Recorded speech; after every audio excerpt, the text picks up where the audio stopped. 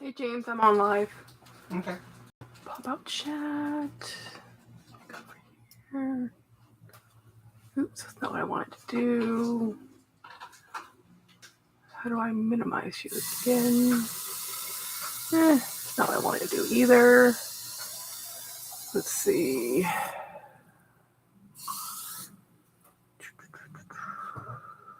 Hitting all the wrong buttons.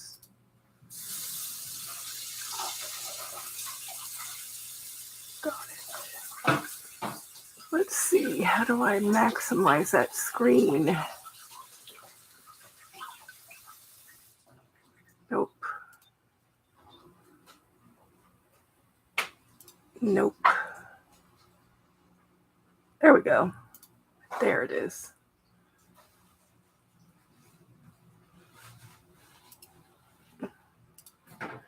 Where is my chat window now? Hello, my two people. Trying to set up microphone placement better? I don't know. Guys, how's my microphone? Is my volume better? I found that a lot of my audio seems to be very faint, so I've moved my microphone. So Jackie? Yeah. See the direction the microphone is facing? Yes. That's what you need to speak into. Well, how do I change the rotation? Does it just swivel? Oh, it does just swivel. Look at that. Here I am moving the head or the arms and not the actual microphone. This is a popping screen, so it should help with the not popping. Anyway, I'm adjusting my chat window. They're trying to adjust my chat window. Come on, chat window, move over. There we go. And then this is, hey, Jennifer. This is totally impromptu live, guys. This is impromptu, completely not announced, just kind of like, here we go. You're the only one in here with me. Thank you, Jennifer. So I wanted to show how to moisturize a bag, or what I do when I get a brand new bag, and I got a really cool brand new bag. So I'm like, I must do this. And I figured if I was going to sit here and do it, I might as well talk to you guys and do it. So, and I organized my, thank you, Jennifer. This is my my bin of rags, literally my popcorn tin from Thor Ragnarok, which is my favorite Thor movie. And I put all my rags in here. And this is what I wanted to show everybody because it's a little, I have a mess around me, guys. Let me get a little bit closer. I have to move some stuff. I have some unboxings I need to film. I'm putting it off because I wanted to get this stuff out of the way first. So I'm going to move a little bit closer. Yeah, that's better. Okay, let's move this so that it's, move this. There we go. So I wanted to show you, like when I tell you I have one more, I put somewhere else, a lot of, okay, this is, now you're in the way. Cleaning supplies. I actually had to change and move where my cleaning supplies are because I have so many or so much. Like this is leather cement. So this is a bonding agent, and I actually need this for one of my, I will do that right now actually. Again, I had to go do this because I had to figure out where all my stuff was because I was like, oh my goodness. Where in the heck did I put that? Where did I put this? So I'm constantly reorganizing since I've moved all my filming and I'm moving all my bags. I've changed furniture. I mean, I've done a lot of stuff, guys. So this is the bag I carried a couple days ago, and this is the Madewell bag. And on this Madewell bag, I have an aftermarket dress up your purse strap because I really like this strap. I always like, I like dress up your purse. She's a small business, so I have this Madewell bag, and it has its own strap, and it's a perfect, beautiful strap, but it's a little too short for me. And I like this little gold strap with the perfectly matching, guys. Oh, this happened to my, hold on. Hold, please. So I have a, what's wrong with this is when I ordered it and it came this way, I didn't want to have to deal with returning it and getting a new one. So this piece of leather is not glued down, and that's all it is. It has to be glued down. And I've used super glue right there, and it still comes undone. So this is a bonding agent, and let me read you the directions. Spread thin layer Phoebing's leather cement on both surfaces to be bonded. Press both surfaces together while still wet. Keep pressure until cement dries. So typical bonding agent, right? So let's get this moving. And just put a dollop, not a bunch. Okay. Let's double check to see if I've actually opened this before. Yes, I have. So when things are reluctant to come out and you need just a little bit, grab a piece of spare junk paper and start it flowing that way. And it came out like so. There's a dollop, and I'm going to put a dollop directly onto there, and it's just going to glue. And it says to hold it until it dries. I am lazy, and I'm not going to hold it until it dries. So paper clip, or not paper clip, clothespin, and let the bond dry that way. So I'm going to ignore it, let it sit there and dry. I'm going to close up this, see how a little bit of glue comes out, like all these things do. Spread it on the waste paper. Bye, hon. Have fun riding your bike. Be safe. My husband's going bike riding. Normally I would go with him. I haven't been bike riding in a long time, but I had lots of plan to do today, and I didn't want to do that. So hey, we have 3 people. Hi, Arlette von Hussel. Nice. From Holland. I've actually been to the Amsterdam airport many, many times. Now, have I actually been? I don't think we stopped in there. I think I've driven through, but not toured. My parents used to live in Lithuania. My stepfather is Danish, so I've driven all around there. We drove through. I might have been through there. I don't remember. Poland and Germany, Austria, the whole area. Hey, Chris, you just missed me. My hack for gluing. I glued an end piece of leather with a gluing bonding agent, and then I didn't want to sit there and hold it while it dried. So we put a safety or clothespin.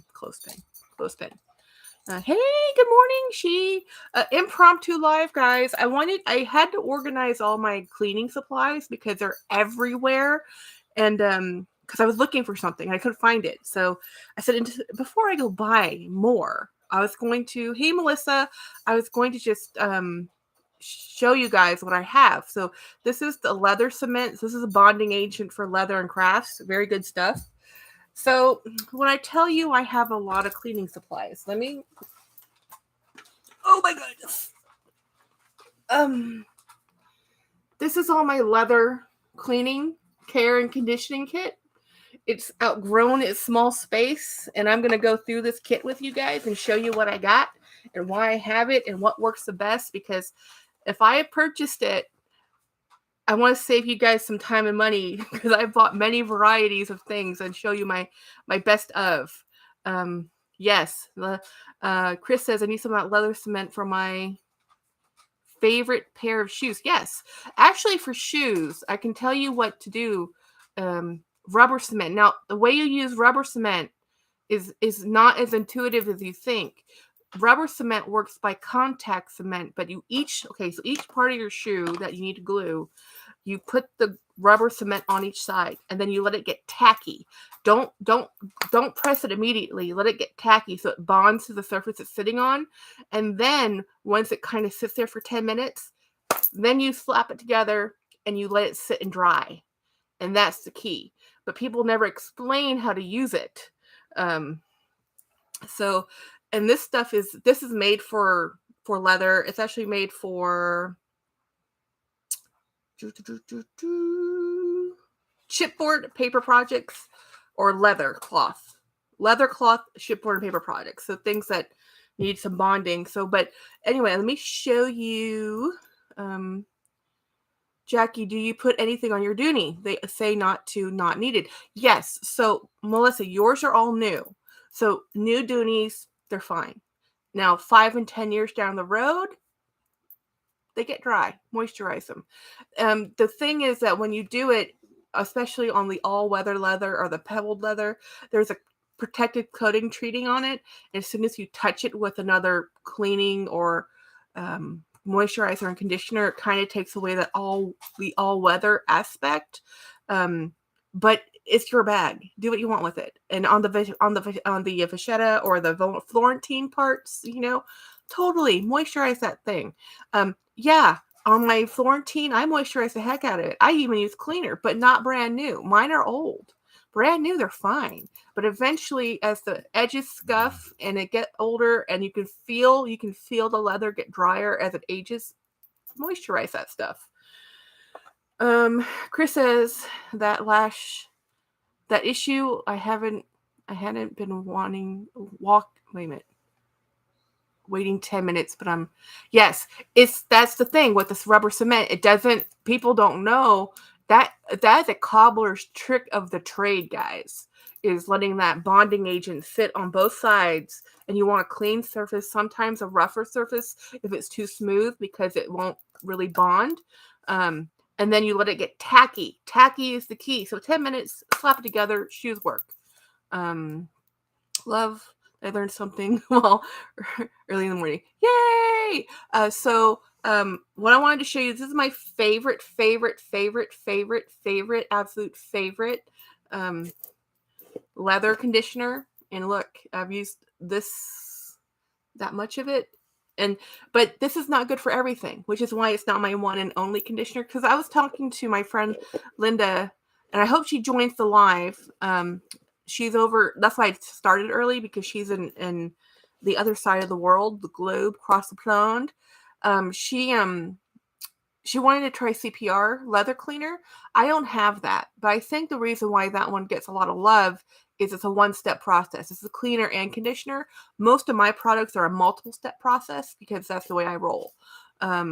So this is my favorite cleaner or conditioner, but this is a wax-based. Some leathers aren't good with wax-based. There's some conditioners you don't use on other things. Like this one is not something you would put on Nubuck at all. I've done it, but it changes the texture.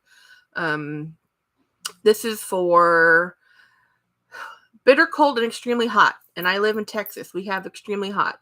This can darken some light colored leather, so they always say to test it. Contains natural beeswax, that's why it's that waxy.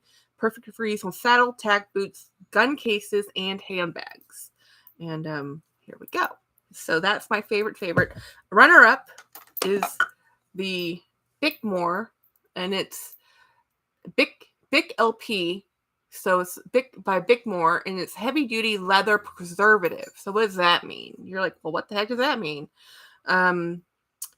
This one you can apply by hand, because I use this by hand because this is also a wax-based, and I've also used a lot of it. So if I can't find that one, I use this one. Now that I'm trying to keep everything in one place, they'll be together, hopefully. But I have an awful tendency of putting these in places and forgetting about it. So this is formulated to protect leather. Let's take a quick. This is going to slightly do a waterproofing and nourishes, protects. This is actually just great stuff. I just have to tell you, it's just great stuff. Let me see if it has any restrictions. Sometimes they'll tell you what not to use these things on. Nope. I use this and that one pretty interchangeably. This is the nylon brush that I got at the grocery store, essentially, cleaning store. This is the brush you want to use on the interior of your bags, because the nylon will really get into the fabric crevices, and the bristles are stiff enough that it will brush out all the dirt and lint inside of your bags. This is the brush you use on the outside of your bags. This is a horsehair brush. This is used to brush off dirt. I normally have two different ones. Like this is the one I'll use to shine. So these are both horsehair, but they're very pliable. This one's stiffer. This one's baby fine. Baby fine is for the super delicate. This is a little stiffer, so this is to get all that oil wax into all of the little grooves of the pebbled leather. And for smooth leather, this shines it like really shiny. I will show you that. We'll get there. Oops. I just hit something on my keyboard. Oh no, what did I do? I think I highlighted a bunch of stuff. Okay. Woo! Good. Let's see. Chris asks, do you find the brushes scuff the hardware at all? So nylon probably would. That's why it's the inside of the bag. Horsehair, no. Horsehair, boar's bristle, it's a natural fiber. It doesn't. If your hardware is that delicate, we have other issues. But this is the softest bristle. So this one would go, if you're worried about that, get a baby hair brush. Literally, baby hair brush meant for babies. Super soft. It won't scuff anything. And those are probably synthetic fiber. So this is what I use on my LV. You're like, what? On my canvas pieces? This is Armor All, guys, that you clean your car with. You know why? Canvas is coated with plastic. So that coating, it's just a fancy word of saying vinyl or plastic, polyurethane, polypropylene. It works. I'm serious. All of my LVs get that. Not the leather, the coated canvas. So this coated canvas, this is leather. So this, no. This, no problem. And I do that almost on all of them, to be honest. That's what gets that gloss and shine, and it looks so pretty. I know, shocking. So this is a Danish shoe polish that I have used a few times. No times.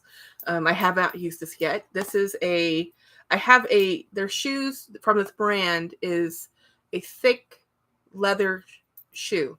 So they use a vegetable dyed. So this is a waterproofing for shoes. Let's see, it says, yes, product with vegetable extracts and resins, refined with marigold oil. Duck feet leather care cleaner, nourishes, activates, and protects all duck feet leather of all colors. Duck feet leather care does not contain animal fats, alcohols, or chemicals, additives. Removes rough dirt with brush and apply the leather with a sponge or a massage gin. So that's another thing, is like you have to look at how is your leather treated. This brand of leather, the Duck Feet brand itself is vegetable tanned leather. So that means that it's a different dyeing process, and sometimes those so people who you don't want to just use as like a silicone based, you have to be careful. You just have to be careful. So when I buy a very expensive brand of item, I try to find out what they want you to use to clean it with or condition it with. Having said that, don't use Coach don't use the Coach leather conditioner. I'm sorry. It's not really good. There's silicones in it. Silicones is great for many things. Leather is not one of them. This is a de-glazer, a small bottle. I use this whole bottle. It's empty. It's glass. I actually have in here a ginormous tin of it. This de-glazer is what you use to prep leather for stripping. So once you've put all these finishes on it, you have to, what's the word? And you want to dye your bag, right? You're not just putting another cream-based product. You want to actually just prepare the surface to do some touch-ups and painting. Use a little bit of de-glazer. and it will deglaze and break that bond on the top layers. And then when you apply your acrylic paint, your leather paint, your whatever you're using, and then you let that dry, then you want to put a eye moisturize right after, once everything's dry. But there's also a process where you can do this is not it. Let me see if I can grab it. Maybe this was it. Yes, this is Saddle Lac, and it's also by Feedings. This is an aerosol. This is a flexible, protectant, quick dry, high gloss leather finish. So this will put a leather finish. This will seal in your paint job if you do painting or you're doing a new dyeing process and you want to lock in that color, because we don't want what you just put on that bag to transfer onto your clothes, right? This is how you prevent that, or at least a version of that. There's many ways to do everything, right? So the deglazer helps strip the bag to prepare it, or sometimes they call it a bag leather preparer. So when you're dyeing, to dye it, and then you dye it, and you want to make sure your color's even. You do several coats, you do your thing, and then you want to make sure everything stays where you put it. You can coat it. Now this, let's see what this says on directions. This is clean saddles or other leather items with Feeding saddle soap, which I have. When completely dry, spray lightly, holding spray about 5 inches from surface to prevent clogged nozzle after each use. Hold can upside down to clear the nozzle, and then all the cautions. But essentially, this it's really just a protectant for your leather goods. And so nothing costs more than a saddle. If you guys are in horse riding, saddles are very expensive. They get used, they get worn. They're thick leather, full grain. Normally, sometimes they're tooled, sometimes they're not. But they get wet, they get worn. You have to take care of it. So looking for leather care products in saddlery is amazing because they have it all. Okay, so I'm trying to make sure I haven't missed any chats, but the last chat I have is from Chris. So unless something else has happened, yeah, okay. So, to keep going with the cleaning, it said to use saddle soap first. So let me grab my 2 saddle soaps. This is again my favorite saddle soap. This is Feedings, and I watch Beddoes Leather. You can see how much of this I've used. And the reason I like this one is because this is a leather clean and conditioner, but I also condition again. You cannot condition enough, in my opinion. So this is, let's see, cleans leather and lubricates the fibers to prevent brittleness, maintaining suppleness and strength. The directions are: dampen a cloth or sponge, lightly, rub lightly over soap to produce a lather, then apply the leather surface. When dry, polish the surface with a light luster. Keep out of reach of children. Do not use on suede or roughed out leather. So this is not good for suede or nubuck. So, but the thing is about these is this is for handbags, belts, luggage, saddle, shoes, boots. You can use this on everything. This is...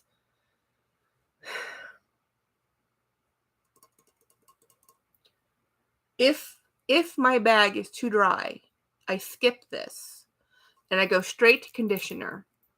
And then after the conditioner dries for a day, then I go and do the soap. You're like, but why? If your leather is too dry, when you put water and soap on it, even saddle soap, it will crack. And then you can't fix that. But if you condition it first, because let's say you got something old, it's crinkly, it's so dry, it's dry, been in the attic for 10 years, 20 years, 50 years. You put some leather oil on it, condition it, let it sit, let it relax, and then you can do another cleaning process. If you hit it up with water and soap and it's dry already, there's different levels of dryness. I can't show you on TV. It's a feel thing. You have to feel it. You're like, this feels not so fresh. Like, this feels a little dry. I have super, super dry skin, like extremely dry skin. I am very sensitive to dry things. So I'm like, this needs moisturizer. This is actually, this is not a saddle soap. This is a leather butter. It's a beeswax wax base conditioner used for waterproofing. So it's just like the other ones. I don't like this one too much. The branding and the marketing got to me. It smells, I think that's part of it. It has this lemon smell, and I don't like that. I don't like my things. This is from Canada, by the way. It says apply a thin layer on a cloth sponge, wipe excess dry, perfect for boots, jackets. Now this I'd probably use on my shoes because it has that lemony. If there's a fragrance in this, and that normally makes me like no. Am I still actually? Oh yeah, I'm still live streaming, guys. Hey, give me a comment in the chat box because I'm worried that this is not actually recording and streaming because it's too quiet. So let's see. I have 10 people in here, and I have 7 likes, and it looks like it's still recording. Okay, good. Whew. So somebody give me a chat, and if you are, I am not seeing it. Did I do something weird?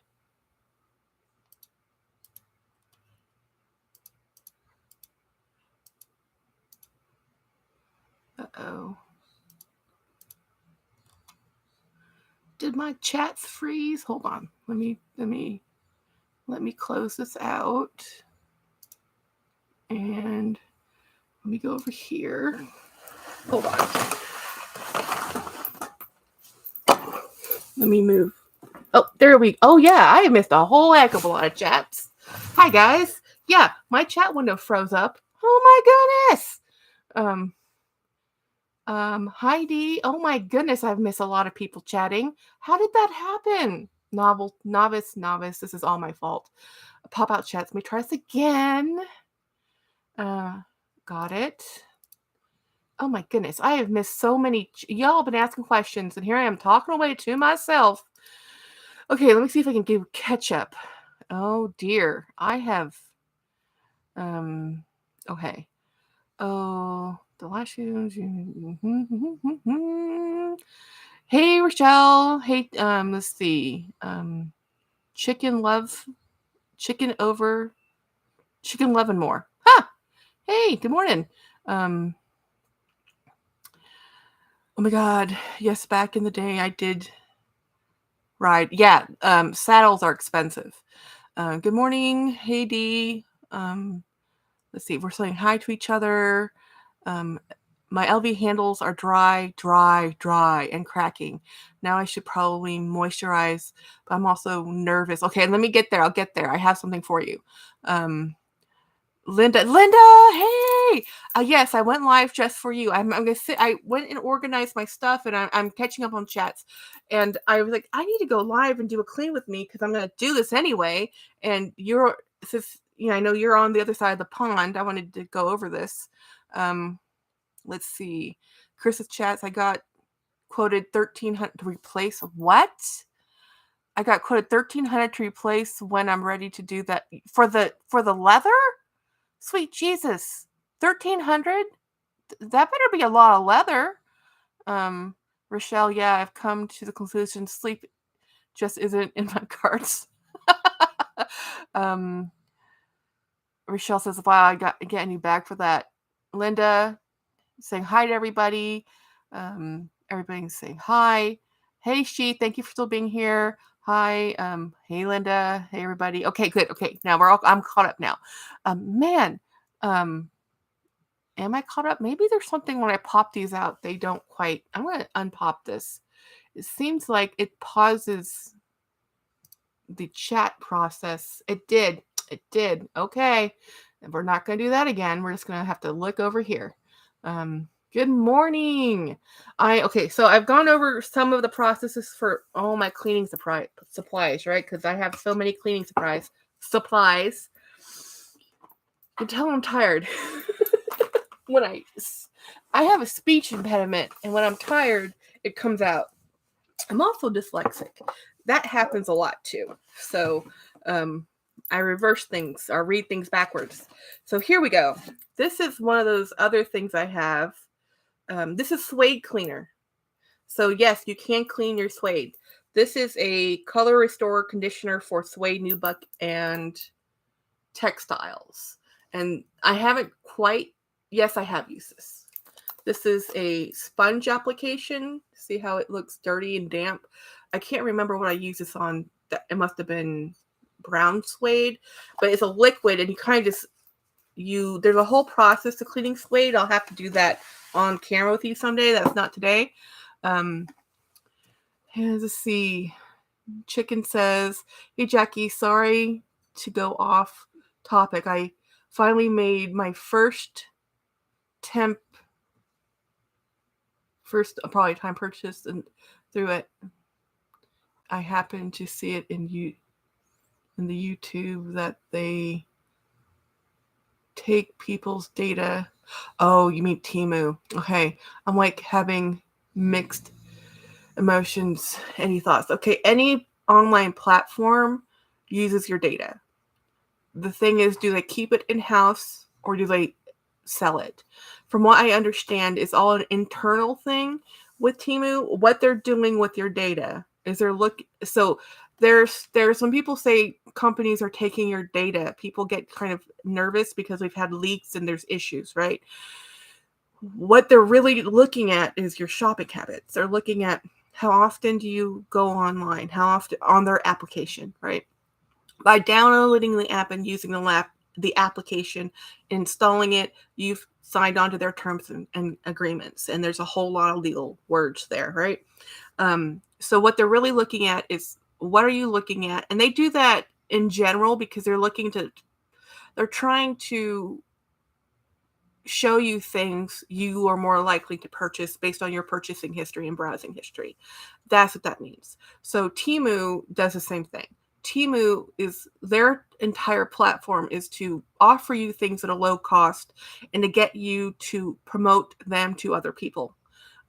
So you are the product in the fact of they'll give you incentives to have your friends and family. Think of it as a giant multi-level marketing scheme, to be honest. They're like, get your friends to sign up, or people you don't even know to sign up. We'll give you a kickback incentive for you. And everybody's happy because they're trying to build their customer base to chomp into this platform of digital platform of marketing. So think of Teemu and Amazon, and what are the other people's? There's another one I used to shop with, Zulily, Brad's Deal. They're interfaces to get you to use their platform to transact your purchases.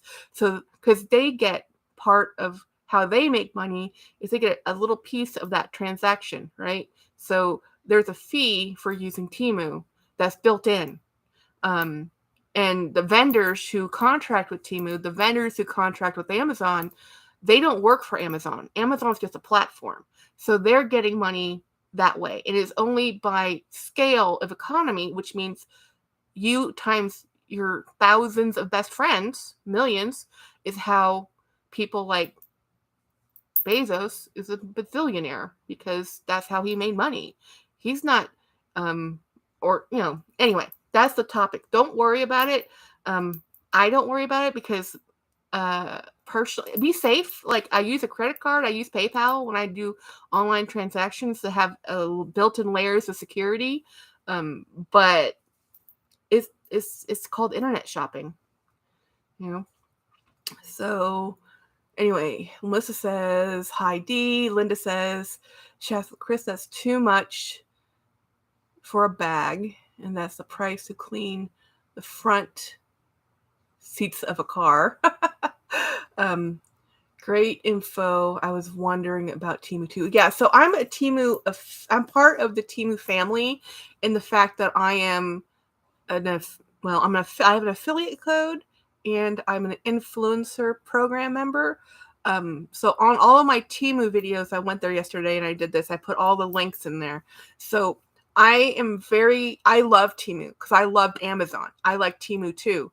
I am an online shopper. I like this platform. It's not for everybody. So I want people to really know what you're doing. I don't want you to go there and then something happens because of me saying, hey, you should go do this. I want people to be really aware that Teemu is designed to keep you shopping, keep you browsing, and let you exploit your friendships. I mean, honestly, that's what it is. It's like, hey friends, I have this new platform. I and my friends who are online shoppers. I have a couple friends in real life that we are huge Teemu people. Her whole family buys Teemu. I buy Teemu. We talk Teemu. Like, did you see this deal? Did you see that deal?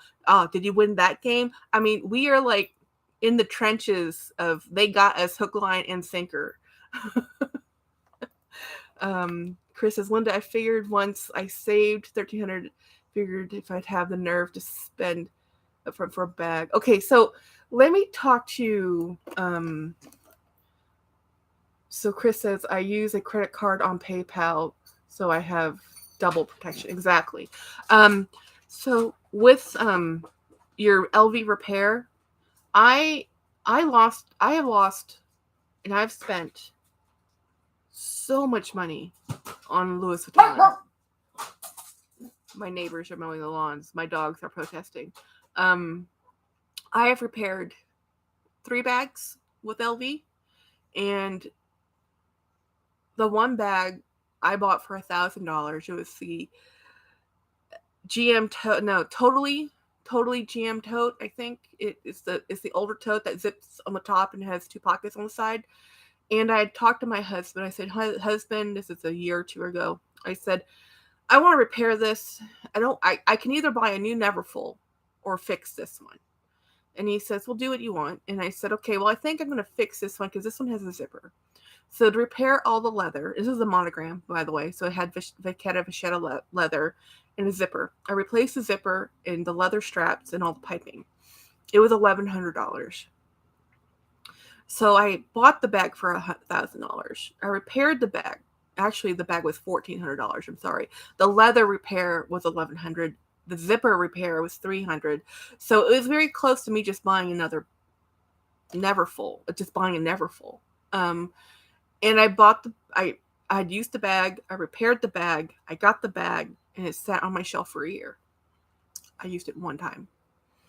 And what I've learned about myself was, as much as I love the bag, I couldn't bring myself to use the bag. And I said, this is ridiculous. This is dumb. Why do I have this bag I cannot use? So that one I sold to a consignment friend and I took $1,000 bath at least. So hard lessons learned, right? The other bag I had repaired was a Louis Vuitton men's collection bag that was the Bosphor bag. Now I had all the Vachetta replaced on that, and there's not as much, and so that was $600, and that may have been 2 or 3 years ago I got that replaced. I have that bag still, and there was I'm missing a bag. I think I had a bag quoted, and I didn't want to do the quote. It was too expensive. The one thing I really wanted them to repair, they didn't repair. And then I had so I didn't get that one repaired. And then Bedford for knee bag. I had the lining replaced, and that was $300. So LV, their prices got up they're pretty high for the repairs. They're high. They're expensive. And the only reason I did them on the bags I did them with is because you can't buy those bags. They don't make the Bedford. They don't make they don't make the Bosphor anymore. The only options I had was to replace the leather if I wanted to keep using it. Now, I gave the Bedford to my mother. She wanted it. No, I didn't charge her for it. I just gave her the bag after I repaired it. And then I sold the Totally GM, lost money on that. I still have the Bosphor bag because that was my favorite. And I today mailed off another Louis Vuitton bag that isn't coming up in a trade video. And yes, I lost money on that. So I have this problem where if I love something too much, I can't use it because it becomes more of a idolization of an item versus it's a functional, useful thing. And then it becomes too precious. And when things become too precious, I let it go, even if it's a loss, because my emotional attachment to it is no longer healthy. So I'm like, this is not a good thing to keep if I can't use it as it's intended to use, because I find it to be that valuable. It's not that valuable. It's expensive. It's not valuable. So I move them on. I said, let somebody else who will use this enjoy it, because I can't. I'm not doing it.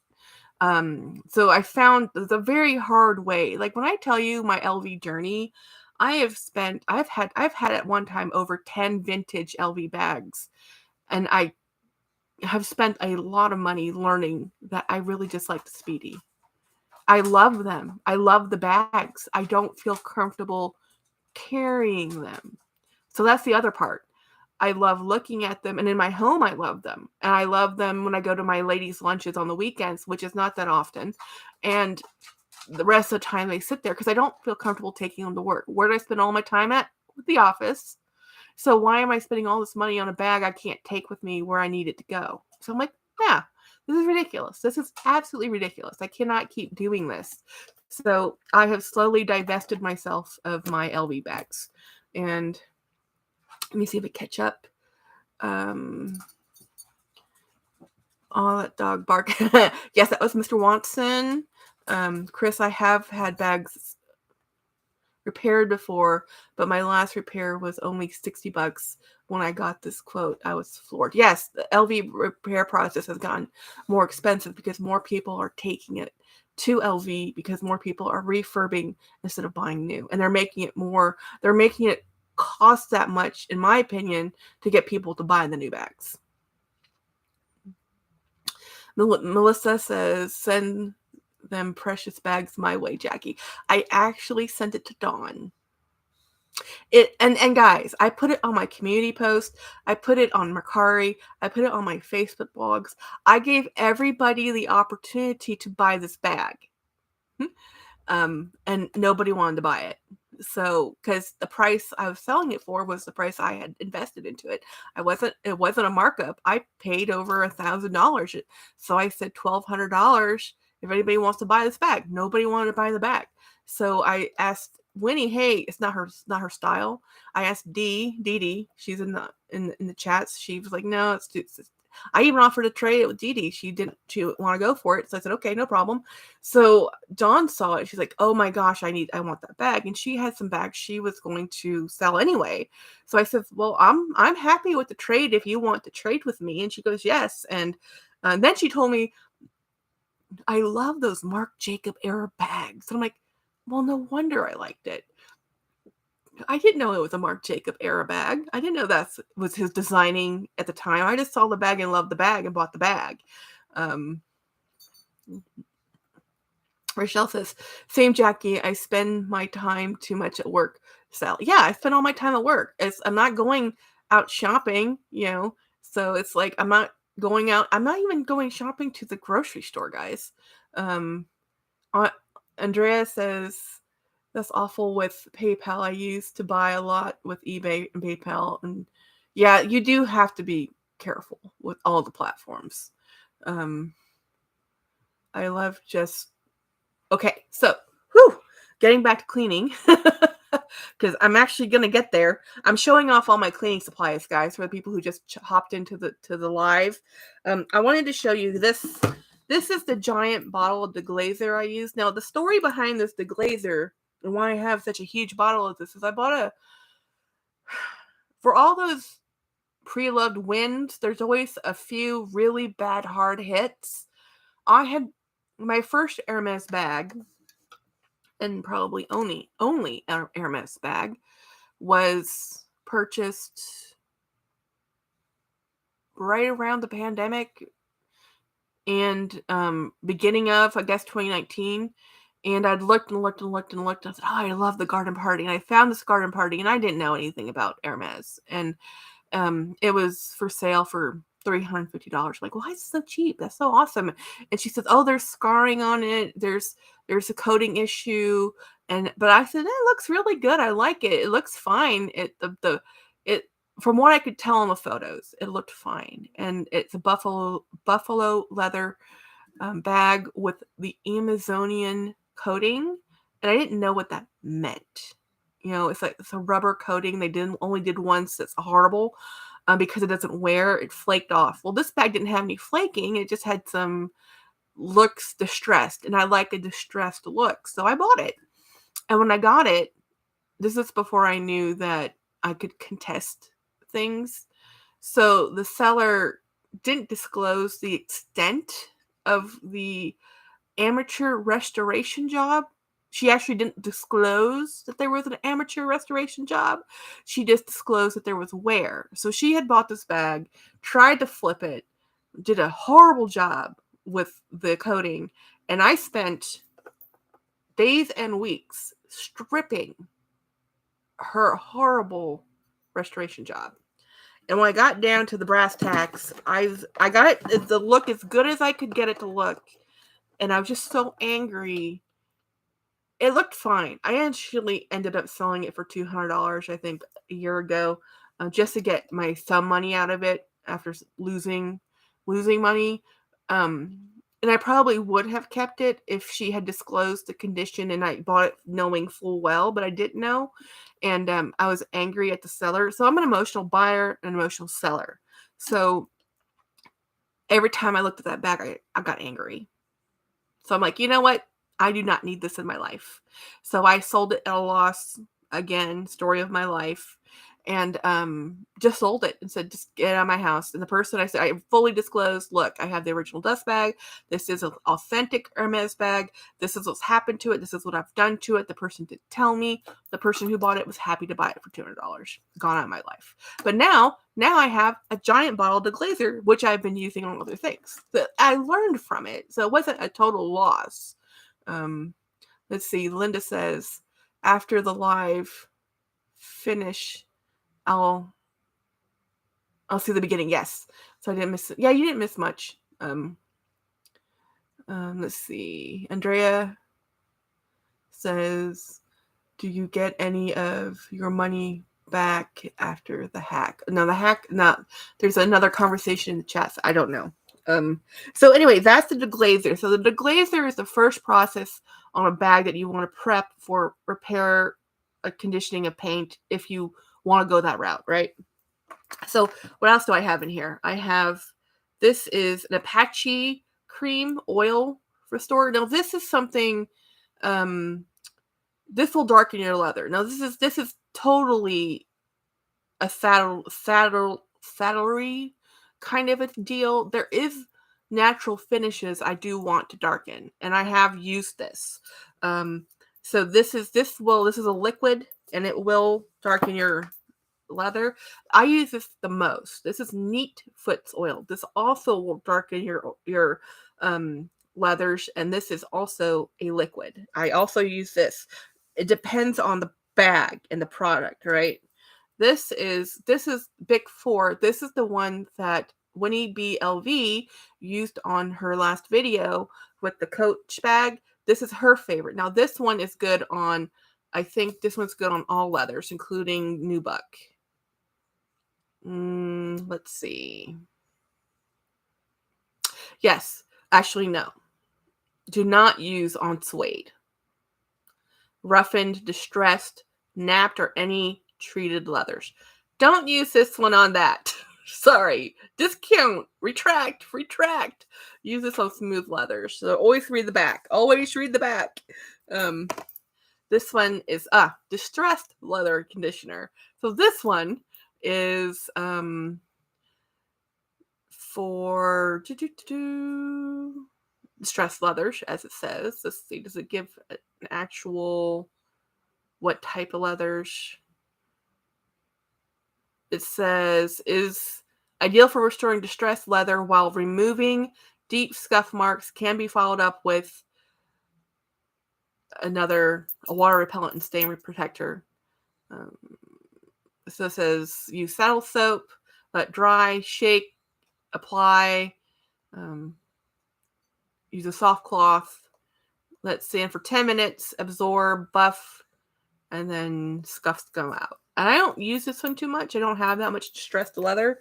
I'm getting down to the end here of my things of leather. So this is Brasso, which I use because I have Doonies. The Doonies have brass.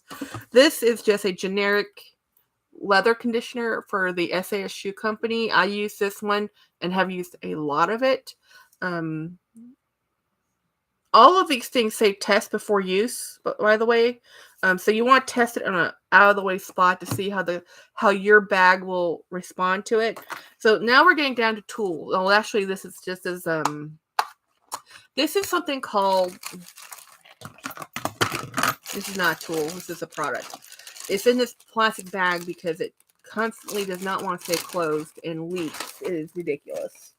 I'm gonna get rid of that plastic bag though.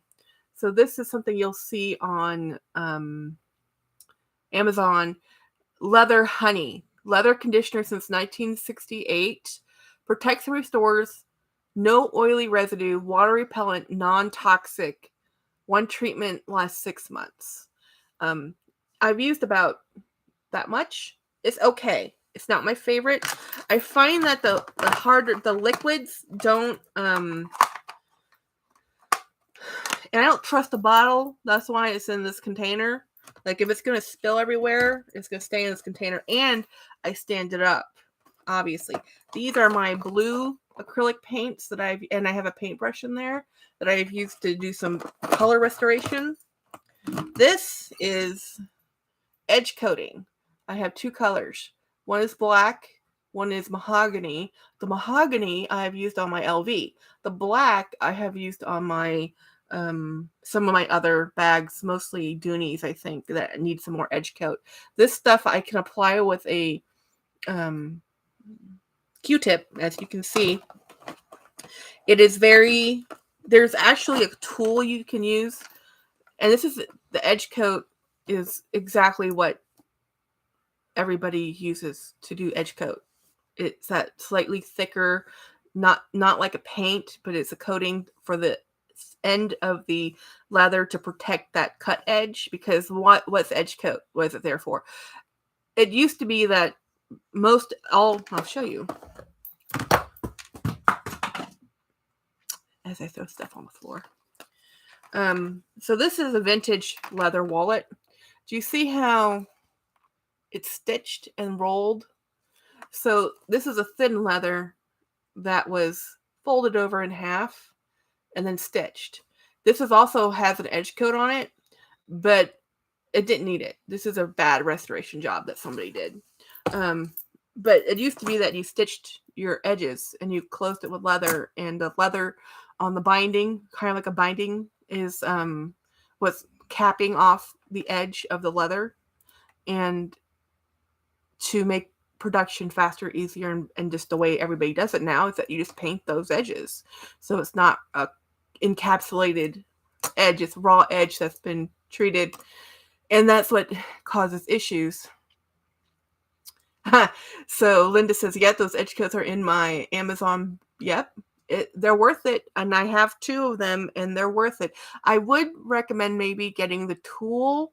It's a rotary tool that kind of just, it's like, it's hard to explain, but there's a tool used for it. I don't have the tool because I was like, I'm not spending $10 more. And now I kind of wish I did, but I just use a Q-tip because what I'm edge coating doesn't need super fine. You can also use like a tip of an edge of sponge, but here's the deal. You get that edge coat on a little sloppy, you remove it immediately. You let that dry for even a minute and you're going to regret that. You want it to thin layers, multiple layers. Thin, multiple layers. And that's how you get a clean, neat edge. Let's see. Rochelle says, yeah, I know some people get the PayPal hack. Okay. She says, have to go to lunch. Hey, bye, She. Thank you for watching. Yes, Linda, the metal roller. Yes, that one. So then the last thing I have in my kit of tools is This is, when I keep talking about a rubber, a suede cleaning, this is a suede. This suede and nubuck, this lifts up the nap once you've cleaned it. So I showed you I have the suede cleaner. This is a suede cleaner. And then, but before you even put the cleaner on suede, you spend a lot of time with this. This is a nylon and a metal, kind of like a more of abrasive, stiffer, fine metal bristle. This is a rubber. This little palette, that's how you get into all the creases and crevices. You spend a lot of time brushing off leather. So think of carpeting where things get into the nap of your carpet. This will lift and move and brush out. And that's what you're trying to do. Put it right there, hon. Thank you. Did you go running too? Wow, you were dripping. My husband just got back from a bike ride. And so you spend a lot of time with this tool. And then once you're done prepping your suede, then you use the cleaner on the suede. And then you let it dry. And then your best friend comes back. So, and then you use this rubber. Or you can also, when you start off with suede, before you use that tool, one of the easier ones to do is, this is a same type of item. This is kind of a pumice stone meant for suede, and you can sit there and rub out any scuffs. As you can see, I use it on a red suede bag. You can use it with, if you have a rubber eraser that is 100% rubber, not the pink erasers. There's a eraser brand called Gumbacher. That brand of eraser is actually natural rubber, and you can just use that rubber eraser if you have an art store around you and just rub out the suede. And then you brush out the suede. And then once you've cleaned the suede, you brush it out some more. It's never going to look brand new. Brand new is a natural product that has some wear on it, guys. It takes effort. And the other thing I use in this kit of tools, this is what I use for zippers. And see that green card? That's all that green stuff that brass gets when you're trying to clean brass. And then the other tool that every kit of leather cleaner needs is an old toothbrush. You need these. You just need them. You need them.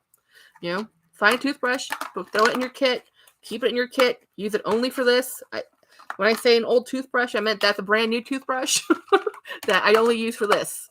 Never touch my teeth, guys. It's just using the brush. So I keep that in here too. So these little containers keep me as organized as I can, because I am not naturally organized. I keep things in areas so I know generally it's in that section. Now, where in that section? That's a whole different ball game. So let me stack these together, and I'm going to grab the bag that I'm going to clean, and I'm going to, it's pretty clean the way it is, and because of the age of the bag, I'm going to do a conditioner on it first, and then maybe down the road if I need to, I'll do the conditioning. I'll see if it needs conditioning, and then I know it needs conditioning. See if it needs more than conditioning later. I don't think it needs it just by looking at it. So I only have the one brand of Settle soap. This is my favorite soap. So that's the only one I use. And sometimes, and I have used, and this is my favorite polishing brush. So this guys, that's my cleaning kit. It's probably $200 worth of supplies, to be honest. Bought over a long period of time. So, debut. I bought this on eBay. I made an offer. I didn't think she was going to take it. She took it, and she sent it to me, and it got here within like 2 days because I paid for priority shipping because that's what she offered. And the unboxing of this will be late October. Let's see. Let me see what the chat say. The metal roller, yep, agree. Linda says, I have one of those. I bought it for my Sonoma and sent to you. Okay. Melissa says, can't you find most of this at Hobby Lobby? Probably can. But I have bought it over time through Amazon because I was a Prime member and they ship it to my door. And it was during the pandemic times when I was going through my collection and cleaning stuff because what else was I doing? Nothing. So Linda says you can try that on a bag. We know as soon as you get it, restore the nubuck back to yes, Linda. Yes, I know exactly what you're talking about, and I just about died. And I will try. Melissa says, "Oh, thanks, Linda. I needed up my game with proper cleaning supplies." Linda says, "Oh, you got it after all. It's beautiful. Still think it's small. It is small." So when I talked to you, Linda, about this, I had already put an offer in thinking she was never going to say yes because it was so low, but it's what I could afford, right? I literally could not afford more than that. And it is small, but I like it. It's not, so it's not the long shoulder strap. This is not, on me, not a shoulder bag at all. Cannot put this over my arm. It is ridiculous. But it's from 2001. Look at this. The only issue is this. It is in like, somebody barely used it, perfect condition. Like the lining is, this is from what we could figure out, this is like the first year they did, we think it's the first year. It was 2000, not the first year because it's 2001. So 2001, this was a 20-year-old bag, guys. And it says, it doesn't have any, so it doesn't have feet, but look, they're coming out with a brand new bag right now that looks like this shape, but has a long strap, flat handles, not rolled handles, no front pocket. I don't even think it has a back pocket. It doesn't have hardware. I don't think it has hardware. I don't know how it's attached, but yeah, the blue's beautiful. I always sort by blue bags, and when I saw this, I was like, I gotta do this. So I figured since I have to sit, it's dry as bones. I mean, not that dry. It's dry, but it's not like, it's 20-year-old bag. I don't think the person who owned this bag ever polished it once. So we're going to start off with a cloth. Here's my bucket of rags and various states of use. I should just go throw these all into the washing machine, but that requires me to, this is a new one. I probably should do that after this. I'm doing laundry today anyway. So I normally, because I'm a mess, put a big kitchen towel, microfiber, on me because I'm going to get me dirty. It just happens. And then I use this, but I'm not going to use this because, well, I'm going to use this. As you see me do this, you can see what I'm doing, right? So as Linda says, you can use the strap attached to the handles of square things. Attached to the handles of square rings. Oh. Square rings. Oh. That's right. I didn't even think about that. I could just add another. You're right. I should do that.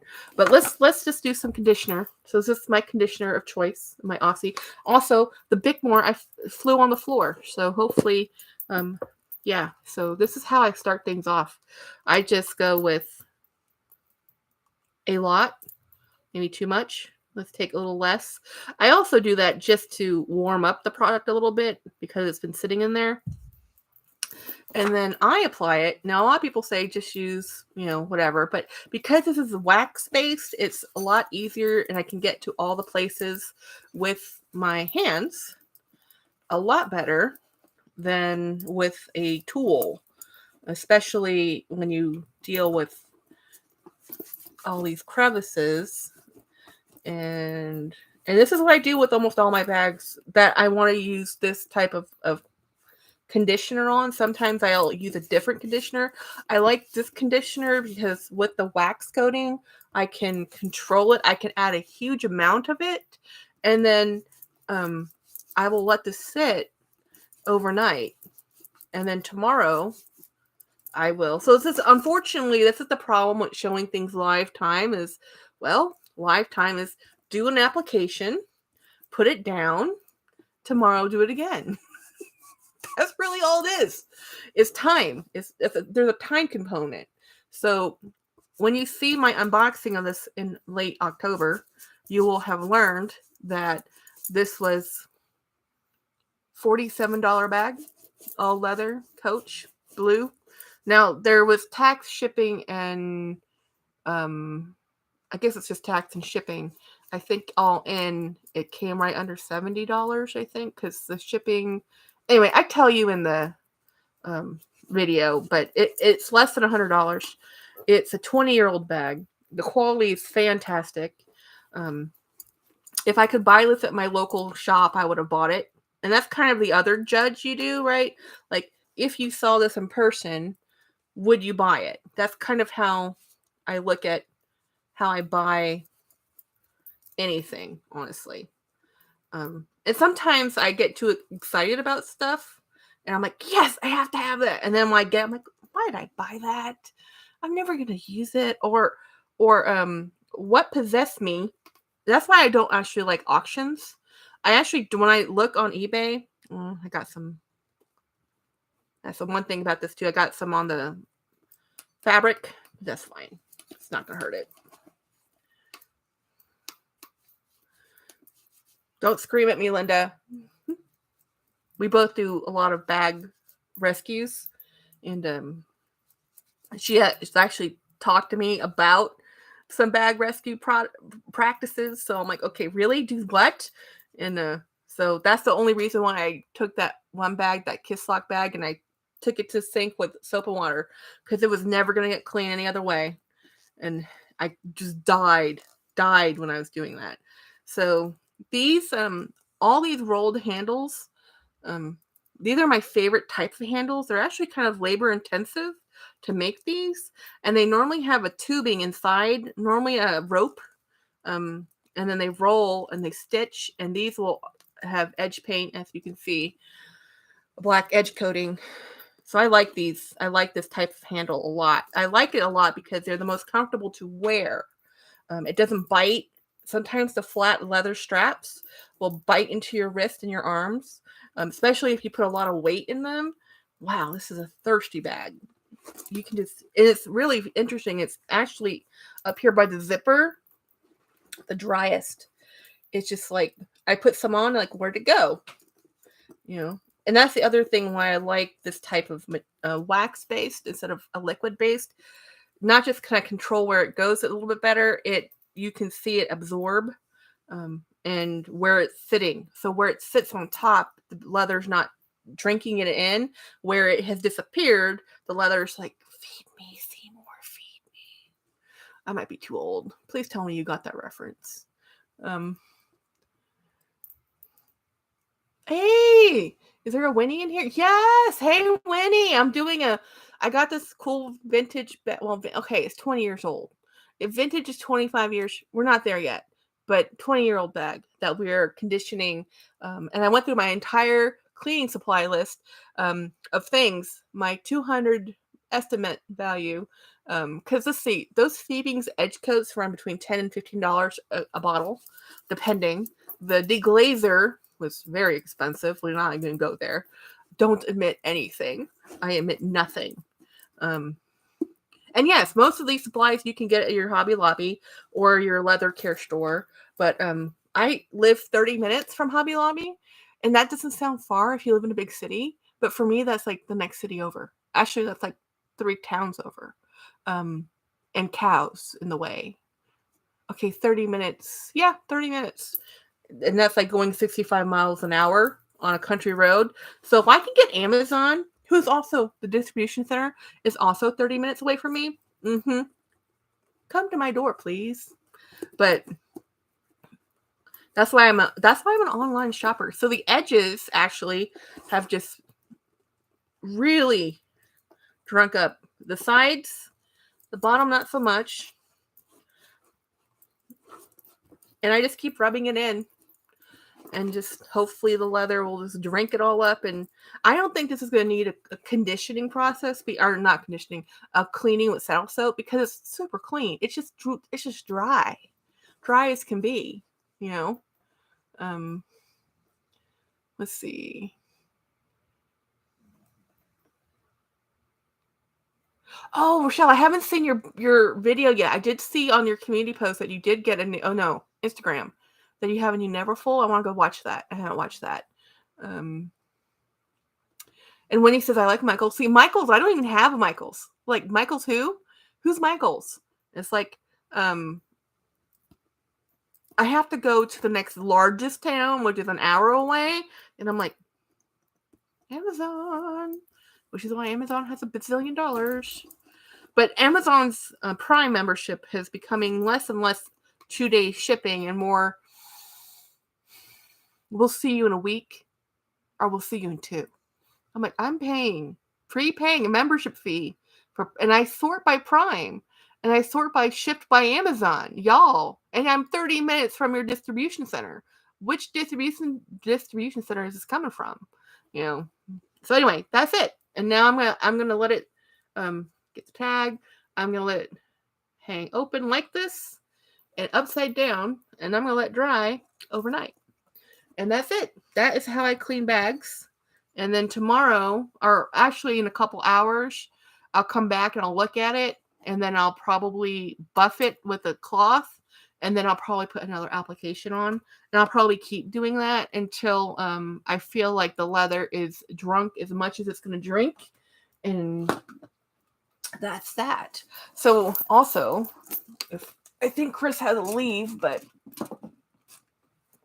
so I just throw that over there upside down. I started off the hour. I guess, is it an hour? Oh, I've been on here an hour and 11 minutes, dude. Time flies when you're having fun with your besties, right? So I was going to show you. I started off the hour doing this. So this is a strap that the leather had come off right here, this tab, and I just showed it when I put it somewhere in there. It's a leather bonding agent, so I didn't want to sit there and hold it till it dried. Clothespin, should have a clothespin, Q-tips, brushes, toothbrushes, the best things you can have, lots of rags in your cleaning kit. And this is another protectant, kind of like what's the one everybody uses? Brain. I have it. Carbonyl Column Pro. People like that one. So this is the same stuff. You know, it's just a protectant for your bags, fabric bags. And I would do that on live, but I need to do that outside because I have another sneak peek I can show you. You will see this unboxing in October too. I pre-filmed all the way out till October. I'm trying to pre-film through November so that when I go on my trip at the end of October, that I have everything there. And if I do extra videos, I do extra videos, you know. Let's see. Let's catch up on some chats. Vintage is more than 20 years. Yeah, vintage is 20. Yeah. Rochelle says, yes, thank you, Jackie. And when he says, I've seen the gorgeous Celine bag looking at me. Yeah, this Celine bag is going to be like your Tory Burch pink bag, the infamous bag of it's never leaving the spot. What was the conditioner? I have that one. I showed my entire collection, but I use this one. I do have the Bickmore, and I have the 4, but I also have, and I dropped it. But there's a wax Bic that I use too, but this is my favorite. It has a yellow tinting to it because of the beeswax, so this is not going to stain or tint your leather if you use it on white. But yellow leather ages yellow over time. So, maybe use a clear one.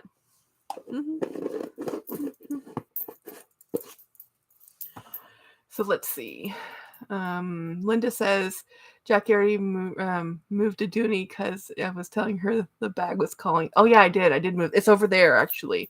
You can't see it, but it's right next to it. It's right there hiding. Chat with Chris. I want the bag wall of shelving like you guys. I need to set up. Well, these are the shelves that were in my bedroom. So I had to move them out of my bedroom because I decided to move the sofa that was becoming Bag Mountain to this. So this is, you guys, you're still in my living room. We haven't moved from the spot, but the stuff has moved. I have a little cubby hole now. Half my living room is seating for the dogs and the television, and the other half is my bag hoard. My hoard. Jackie already. Okay, let's see. Chris, I want a bag wall. That's a good spot. Yeah, I missed the doing leather sheen on your bag. Yeah. Yeah, that's fine. I can always do that. Chris, lots each. I have no idea. I missed something. Chris, all right.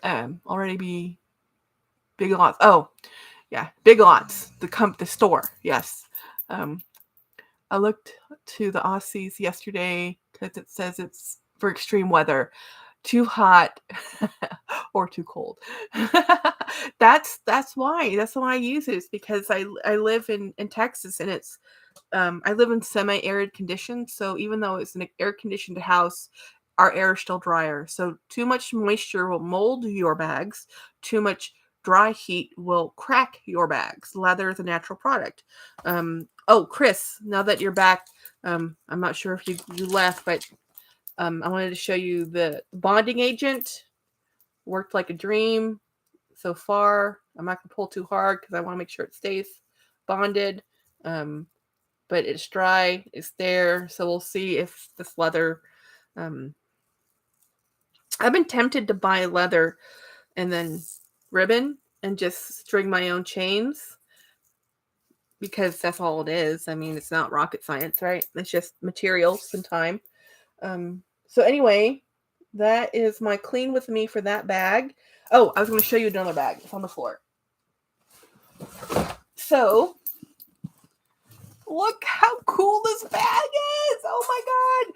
The video's coming out in October. So, this is one of those things. I sold something to buy this thing. And it's so funny, guys. Serendipity or something. It came an hour away from where I lived. So the person who sold it lives an hour away from me. I have his address. It was on the box. I was like, whoa. It's like I could have just really. So I've never seen this Dooney Friends. This is a Dooney duffel. So it's big. It's like a weekender bag. But look at how beautiful this bag is. I don't think anybody ever used it. Ever. It has a pink interior. It has the sticker. It has a registration card. I swear. Never used. I love it. It's mine. So that's going with me to Disney. So I'm gearing up for my Disney trips, and what am I taking? And let's see. When he says my cubby holes are from Big Lots, yes. When he says I'm ordering that, it looks good. Jolie bought a Speedy back from the brink, rubbing conditioner all over. Yeah. I'm tempted to buy the bag you sent me from. Yes, Winnie. I know I am an awful enabler friend. I am so sorry. I'm bad. Chris says that bag is gorgeous. Yes, Chris, it is gorgeous. And I still can't believe I got it. And I didn't realize it was that big. The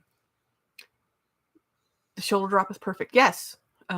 Linda says, you can start a business doing those straps. Yeah, I mean, heck, that's how the person I bought this, she's from Dallas. This is what she started off doing, was just buying buying chain and leather, and it's just having the right tools. You can buy all these parts online now. I mean, it's not a mystery. I don't have to go find a supplier, But do I really want to do that? I don't know. I still just keep talking to myself about it, but I keep buying extended straps because there's a bag I really want to buy on eBay, like really want to buy, and I texted the person. I said, hey, how long is a drop on that? And they're like 21 inches. I'm like, dang it. That means it's, essentially 42 inch length, and a 42 inch around my body puts that bag right underneath the boob. I'm like, not a good look. Not a good look. I really need almost 50. 47 is what people considered long, but 50 is where I really like to even so with a 47-inch chain, I still have to wear extenders. So yeah, I know way too much about bag chains now and extenders, and I look at bags differently now. Like, how do I make that work for me? Is it a handbag? Is it a crossbody? If I use a bag that's a handbag, where am I going? If it's shopping, that's not the bag I'm taking. And that's why I have so many bags, though. I mean, that's why women have options, right? We have options because not one bag does everything. They all do the same function. They all hold things.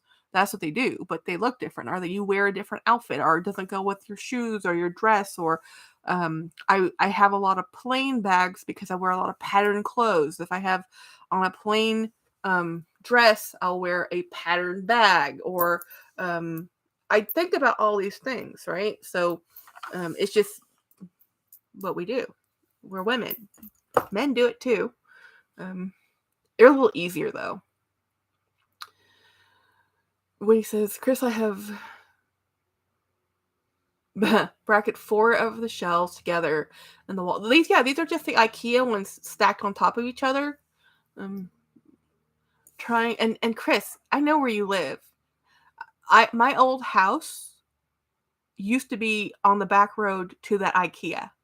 Seriously, we moved an hour away from San Antonio, and I'm like, now they put an IKEA in my backyard. I was so mad.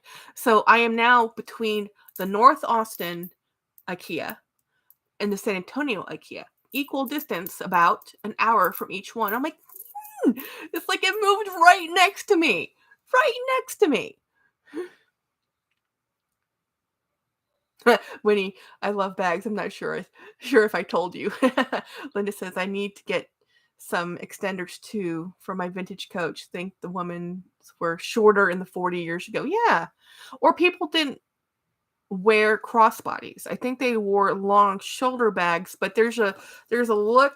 People didn't recommend you to wear a strap bisecting your breasts. It wasn't a good look.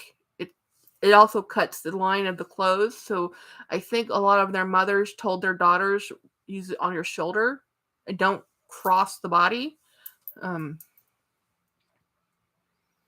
eBay has such amazing deals. It's hard to eBay, Mercari, people are like cleaning out their closets left and right. I have never seen resale prices this low.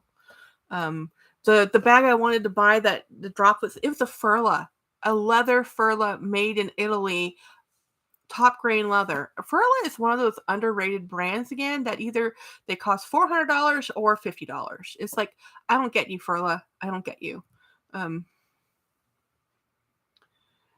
Chris says, my husband says, now that I'm an Amex holder, I can mess up my credit. I can't mess up my credit. Yeah. Linda says, even the strap for the stewardess is too short, even for a shoulder bag. I agree. And that ultimately was one of the big decisions why with my vintage coach. Now, the only vintage coach I have left, really vintage, is the Willis that I got from Ed. And that one surprisingly fits me. I don't know why that one's different, but all the other bags I've had don't fit. Even some of the ergo bags, even with the drop length appropriate, they won't fit me. It's like, what happened? Now, leather can shrink and stretch. That does happen. But I'm just like, not that much, but my vintage coach, they didn't work I love them. I loved all of them. That's why I bought them. I had probably at one time, I probably had 10 or more vintage coach. And over the last 2 years or so, I've gifted, sold, or just whatever, because people want them. And I sell them for what I bought them for. I feel bad marking things up. I know I'm a horrible salesperson, because that's what you're supposed to do. You're supposed to make some money back, but I never do, because I want to pass on the deal. And if the deal was $70, the deal was $70, and I sell it for $70. And sometimes So for me, actually, I feel better trading bags because I feel like I got something of what am I going to do with money other than pay bills? I'm going to buy another bag. So I tried to sell my LV to pay some bills. That didn't work out. So I traded for different bags, Let's see.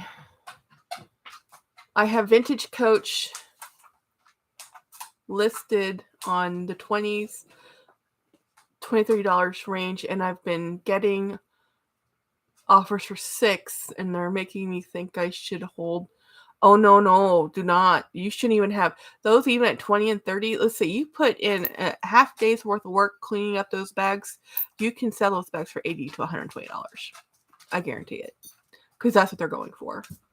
I blame Jack here for nudging me into vintage Celine. Yeah, I'm sorry. I've looked at the canvas bags forever, but seeing some in action looking great now. I really want one. Dang it. Yes, I understand. So this vintage Celine Celine started from like a couple in Italy, and then eventually they got bought out by LVMH. And when they got bought out by LVMH, they stopped this pattern, the Madonna. I think it's called I can't say it right. It's not really Madonna. It's Macronana or something pattern. So this is the one that was for a long time very passé. Because like, oh, that's the old Celine. We don't. But now that they brought back the Triumph, which is part of this branding, it's kind of made this more relevant again. And the new generation, they're all about the vintage. So they're all like, oh, we want it because it's vintage. And the thing is, with quality is not guaranteed, regardless of price point, because if your $3,000 Louis has to go back because the edge paint's melting or hardware's coming off, or let's see, Chanel 22's peeling, or if those are bags that sell for $3,000 or $4,000, what the heck do you think your $200 Coach bag's going to do? So there's no guarantee for me, because everything is based on material and pattern and manufacturing, right? So the pattern, it might be a bad design. There might be a flaw in the design. No matter how much that bag is. Or how the leather was treated, dyed, and cured, or the source of that dye lot, or the source of the leather tannery, or you just don't know. So at least when you're buying vintage for $30-$40, your investment is low. You can have fun. You can experiment. You don't feel bad about painting it. You don't feel bad about, well, this is a loss anyway. Let me just sit here and do something creative with it. I actually, for years and years and years and years, carried Vera Bradley quilted totes, because the original concept around their totes was to have a bag that you could put in the washing machine. So the bottoms of those bags were just a fabric covered board. You could take off the base of the bag, take out the board, and wash the cover and the bag in the washing machine, and it looked brand new. Since then, it has changed. There's many bags you cannot put in the washing machine. I have thrown in Vera Bradley's microfiber bags in the washing machine, no problem. Now, I have not gone so far as Winnie to throw a Speedy or a Nubuck Coach into the washing machine. I'm not that brave. Let's see. Linda says, but the Willis is a crossbody, and it's from when they started to do them with buckles to fit. The Stewardess is from the 70s, fixed size almost. And, I don't know if you've noticed this, some of the bags that Coach is coming out with now have fixed straps again. I'm like, why? Chris says, Winnie, all my bags are far better condition compared to that bag you unboxed. Yeah. Chris, share me your eBay link or wherever you're selling. I'm always looking for vintage things to have fun with. I enjoy this. I have fun cleaning bags and rehoming them. And when I say rehoming, I mean mostly gifting. I will never be rich, people. Never be rich. Lisa, take it or leave it. Hey, hi. Yeah, Linda, don't, Chris, Chris, don't sell. So if you're gonna sell them to Lisa or Linda, excuse me. Sell them to Linda. She's a collector of vintage Coach. So is Luxational, by the way. So Chris, if you know Luxational and it's a vintage, she's been looking for vintage Coach. She's fallen out in love with most brands, and she's gone back into the old school. Let's see, Winnie. Yeah, the gal on that seller, it was bad. Worse than the picture. I can believe it. If Winnie, you were in gloves. Winnie says, I threw the LV pochette accessories into the washer. Yeah, okay, pochette. I thought it was Speedy. It says, Rochelle, Winnie, you should have done a video throwing the pochette in the machine. Would have watched. Oh my God, I've. You're not the first person to have told me this. Sometimes bags get so grody that you're like, what do I do? You know? Oh, and that's the other thing. Interior of bags, I forgot to show you guys. This is what I use. This is just a generic fabric cleaner. This is not even like a cool fabric cleaner. It's just something I found, and I've dropped the bottle a couple times and it's still not broken. Yay. So this is just a generic soil and stain repellent fabric cleaner, and I spray in the bag, literally just spray in the bag and wipe it out, spray it in again, and then go to town, you know. But Luxational was showing me a cleaner she uses for exotics that actually works really well. That I'm gonna have, because I have a crocodile little thing, which I really don't know where I put. I really don't remember where I put it. I keep finding it and I putting it aside. Like, I need to clean that. And then I keep forgetting where I put it. And then I don't have the exotic conditioner. I actually have quite a few exotics. I have an exotic lizard. It's snake, black snake. And I have a Coach water snake, just snake. And then I have a crocodile. I'm still on the hunt for stingray.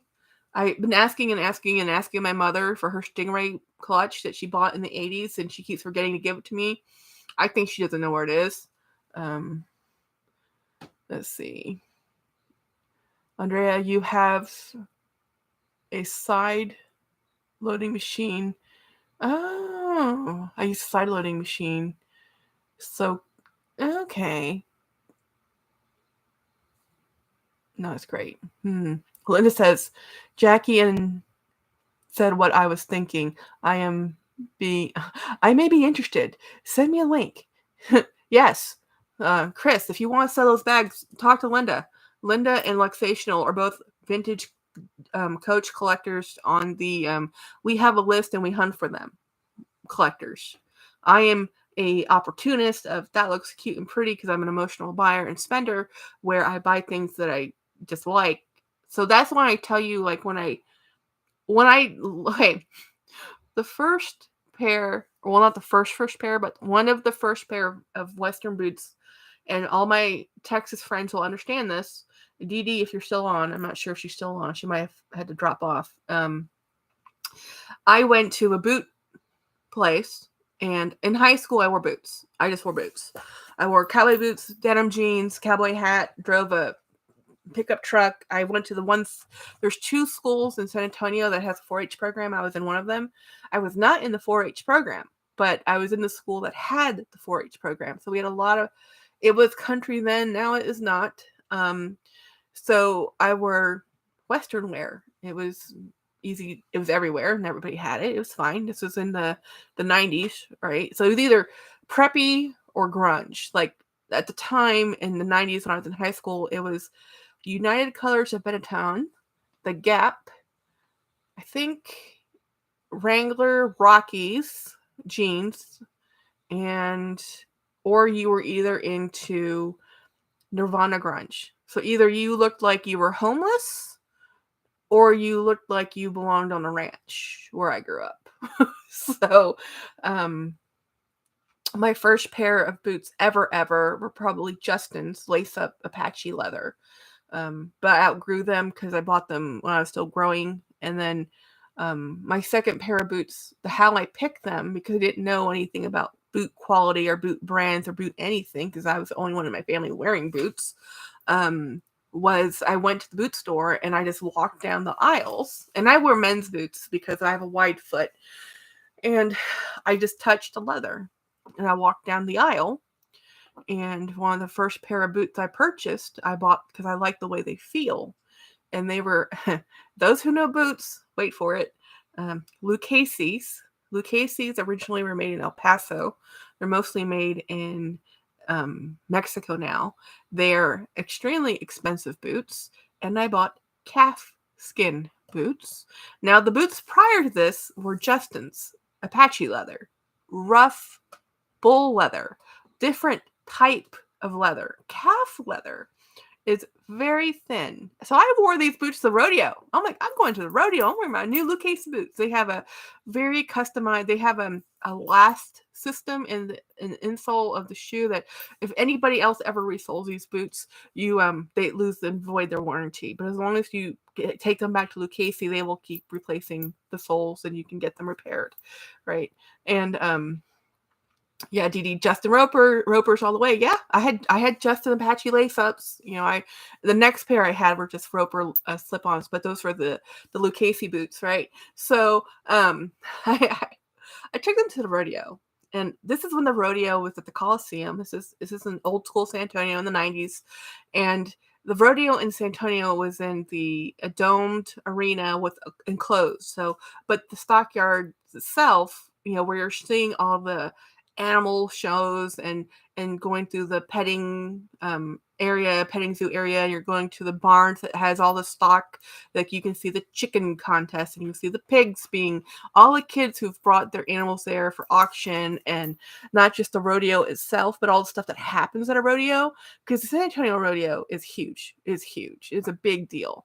I got home that day after wearing my boots, my nifty new boots, and I'm like, what did I destroyed the leather, destroyed the toes of those boots because it's a leather bottom sole, calf leather skin. These are dancing boots. Did I know that? Did not know that. So, and I got them on sale for $150 in the 90s. They're normally $300 boots in the 90s. Now these same boots are probably $800 boots. Yeah, I learned the hard way how to take care of leather because I ruined stuff. Oh man.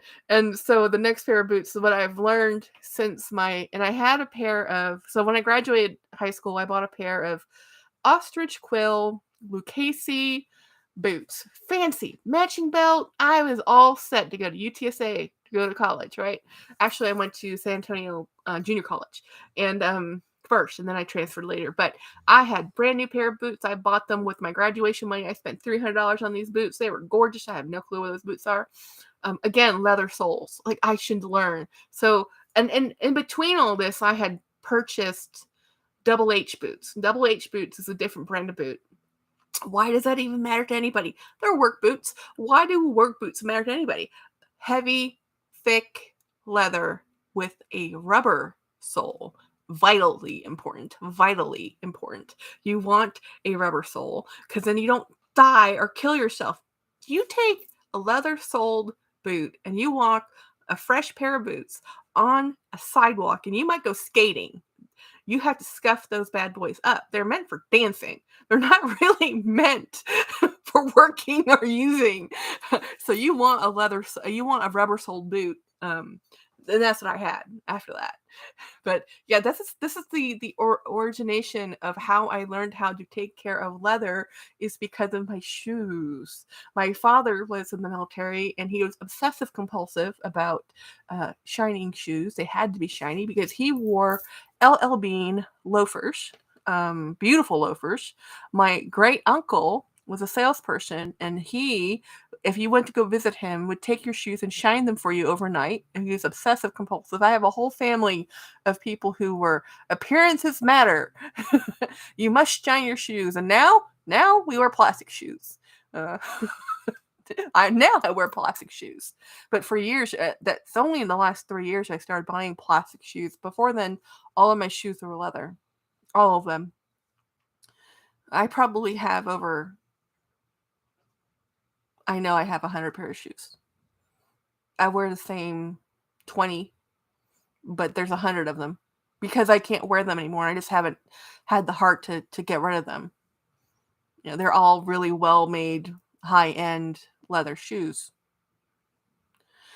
Anyway, I've done the clean with me. I've done all the talking. Any questions? I've been on this live for an hour and a half. I am going to go live Monday at 7 or 6, probably 6:45, because and then just like my normal 1 hour, I just wanted to do a clean with me and chat video and see if Linda can make it, because she lives on the other side of the planet. Chris says, I want the leather version of Crocs for when I feel fancy. Yeah. Well, I think I was watching, who was it? Cassie Thorpe. And I think she went over the rendition of, I think it was her Friday video of designers, which I appreciate because I don't follow fashion. I don't follow fashion designers. And she does, because I think that was her education, was fashion design. She was showing that LV has some Croc-like looking shoes coming out. And people say, oh, they're ugly. I don't care. Crocs can be ugly. They're comfortable. And people care about comfort. And people care about comfort enough that people like Hermes has that, I can't remember the name of that shoe. And now Coach actually does have some really cool winter shoes coming out with shearling, but LV does. Oh, while we're on my soapbox, guys, I had a Facebook drama. I caused it. I'm like, how did this happen to me? It's like, all I said was the Coach Python bag, idle bag, is not worth $2,800. And the next thing I know, people are coming for me. I'm like, it's not worth $2,800. Like, it's an exotic leather. It cost more. I'm like, I'm from Thailand. Pythons come from Southeast Asia. They're nuisances. Jackie, Yes. the key term that you left out is for me. Oh, for me. Yeah. For me, I say it's not. Assume you're telling other people that it is not worth it for them to spend their money. Oh, I didn't actually even say anything about That's what people it's say. Not worth it. I said, what do you think? I said, what do you think at this bag at $2,800?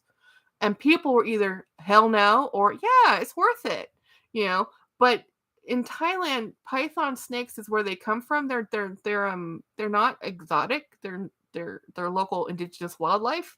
They're exotic in America because they don't come from America, but they have found a new home in Florida because people get them as pets, import them, and then release them into the wild. And then there's no natural predators, and now they're pests here too.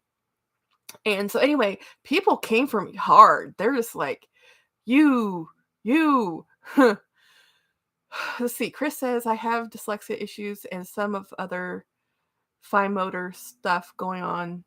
Crocs may have saved my life a few times. I know the leather straps was still attached when you was. Oh, the pochette when you wash the pochette accessories. Anyway, no, I have dyslexia too. I reverse things, and it's weird. As I've gotten older, it's gotten worse. I wasn't that bad when I was younger, but now I am. But anyway, so I caused some Facebook drama with my issues with pythons, and I don't think a Coach bag is worth $2,800. There's some people who did some custom made to order rogues where they paid like $2,700. And I asked her, like, well, do you still like your rogue that you paid that much money for? She goes, I don't use it. I'm like, yeah. Rochelle says, Jackie, I probably would have said the same. It's crazy that how I said, people got really upset about me criticizing Coach's Python. And then here's the thing. I showed them my bag. I said, I have this Coach bag with snake and it cost $2,800. It's not python, it's snake. And then they said, well, your bag isn't real snake, because some people, a lot of people do a stamped effect. Like most crocodile, it's a crocodile embossed or a snake lizard embossed pattern. It's not really snake, but Coach does do both. And the one I was showing legitimately is real snake. It's not python, but it's snake. It's just a reptile leather.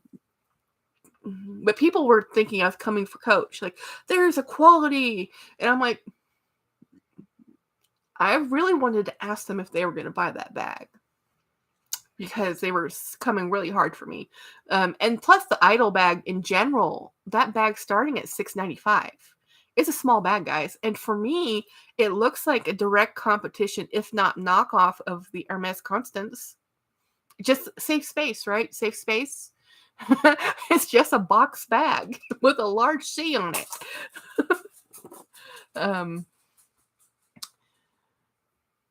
Let's see. When he says, for me, safe space, that bag and the regular leather are a tad overpriced. I agree.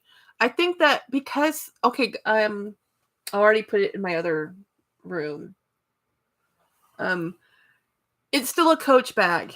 And I think some of the problems with all things that have an upline and a downline, especially Coach and Michael Kors and Kate Spade, who are all owned by the same financial parent company, is they have an upline and a downline, but each line of bags are named the same. So you have the high-end Coach, which is their boutique Coach, and then you have the outlet Coach, which is made for outlet.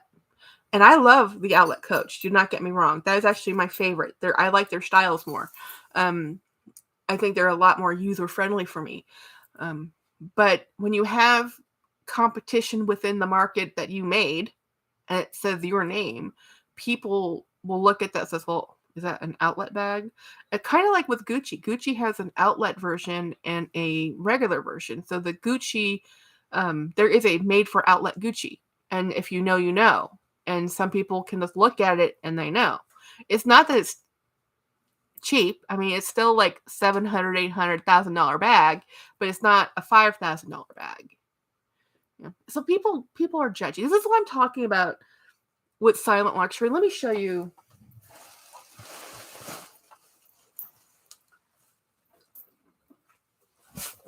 My brandless, nameless, inspired bag that's supposed to look like the Chanel Kelly, Party Kelly, I think it's called, or Kelly Kelly Party bag. That this is when it first came out, was smooth, and just imagine a CC logo here with a turn lock, and you have the bag. Now the new version that just launched has diagonal quilting. It's quilting solid flap CC, right? Same look, same handle. I mean, this is what that bag looks like. This is a well-made, well-stitched, great color leather bag, not Chanel, less than $30. Beautiful bag. To me, that's quality. Quality is it made of good material? Is it made well? What the material is made with? Then it's a quality bag, and it's a luxury to me because I don't need this bag. I really don't. So I think people just get hung up on. It is really prestige. It's not about being low key or obvious or logomania or anything. It's just buy what you like. If you like it, buy it, use it, have fun with it. Who cares? Let's see. When he says, does it mean when it goes half off or more, I won't buy it? I might. Like, the thing is, that idol bag, if it went 75% off, I might buy it. But it would have to go 75% off. That should not be the first thought. When I see a bag, I'm like, oh, that's great. Well, when it goes 75% off, I might be able to buy it. So when he says, Bill brought me the MK, oh, he did. And I made $100. He gave me $200. Oh, and I found it on clearance. You go, Winnie. You go. Huh? So I found this bag when I was shopping, and it was this cute little Michael Kors bag. And I, of course, as a good enabling friend that I am, I sent it directly to Winnie. I said, Winnie, look at this bag. And it was so adorable because it's like a micro bag, and she loves micro bags. But so Winnie went on the hunt. I'm sure it'll be a great video on this. And she found it.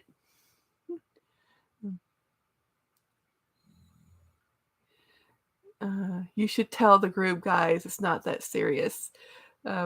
Linda says, Coach's contemporary brand, but I prefer the vintage bags. Then I saw it in person. Then you saw it in person. It was Dreamweaver. Okay, good. Whew. Phoenix Mom, agree. Good material, good quality, unique style. It's a steal. Yeah. So I don't know. I've watched Mel in Melbourne. I love Mel in Melbourne. Her reality isn't my reality. It's kind of like watching a fairy tale movie every time I watch her, because I'm like, man, what kind of life is it that's what you get to do? That you get to go. She went on a European trip. They went to several countries, and she came back she bought like, what was it? A Fendi eye care in Stingray. And that was just one of the bags she purchased on her vacation. And I love it. Her husband's so down to earth that his favorite watch is a Seiko watch. It's a Japanese movement. I love it that's his favorite brand. It's not Rolex. It's not Philip. What's his name? I can't remember. Perkai, whatever. It's not all these high-end watch brands. It's like, no, I like Seiko. I like Sisson personally, but whatever. Sending you the woohoo! Thank you, Winnie. Anyway, yeah, I think luxury is always subjective, and just buy what you like. I like logos. I like brands. I rep the brands, people. This is why these are my. I should probably move this a little bit. I don't like that that's hiding. There we go. That's better. Yay. So my favorite, if I could have gotten so this bag came in 3 colors. So the one color I'm missing is the black with the dark royal blue, and I so want it, but I will, like, if it happens, it happens.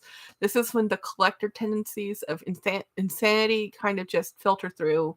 Can't be reasonable, right? When you love something, you love something. So anyway, let me see if I have. Okay, folks, I'm going to get off. I'm going to find something to eat. It is noon here where I'm living right now, so I'm sure everybody's going to go for lunch. I have some unboxings to film and some things to do today. I need to get a haircut. Next time you see me on Monday, I will have like sheared hair. My hair's driving me nuts. I can't find the coupon. I had a coupon. Do I know what the coupon is? No. And it makes me mad, too, because it would make my $20 haircut $7. I'm like, dang it. Have a great weekend, Rochelle. Thank you. Bye, Winnie. Bye, Dee. Adios. It's Saturday. Yep, I'll see you guys on a Monday. I'll be there live. Bye. Let's see. End stream. End.